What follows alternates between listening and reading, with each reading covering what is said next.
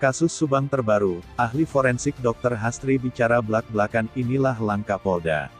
Namun sebelum lanjut mohon subscribe channel ini dulu, agar kalian tidak ketinggalan informasi setiap hari. Bagi kalian yang sudah subscribe, semoga banyak rezekinya dan sehat selalu.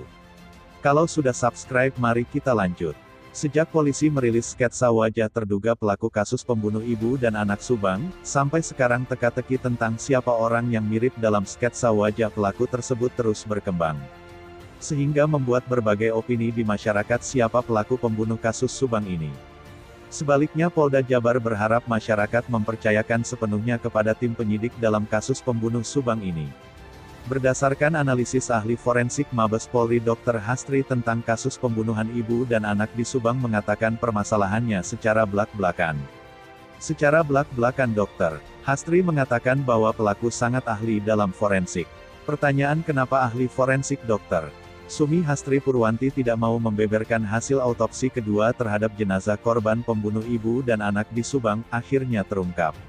Dalam acara Live Forensic Talk dengan tema Kasus Subang, yang diselenggarakan Pusat Forensik Terintegrasi Universitas Indonesia (UI), Dr. Sumi Hastri menjelaskan alasannya.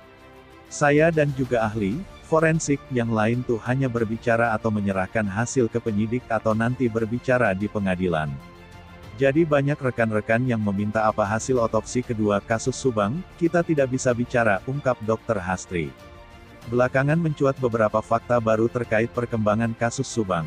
Tentang sosok pelaku yang berhati-hati, jenazah korban dimandikan, saksi yang berubah-ubah dan lain-lain.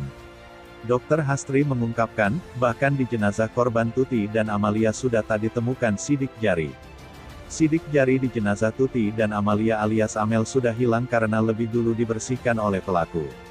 Kondisi jenazah Tuti Suhartini dan Amalia Mustika Ratu saat ditemukan di dalam bagasi mobil sudah bersih. Menurut Hastri, sidik jari dalam tubuh bisa hilang jika dibersihkan dengan sabun.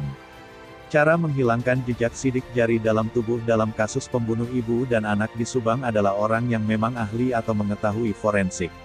Apa yang dilakukan pelaku pembunuh ibu dan anak di Subang dengan membersihkan, memandikan, jenazah korban Tuti dan Amalia, kata dokter Hastri, sudah jelas maksudnya untuk menghilangkan jejak.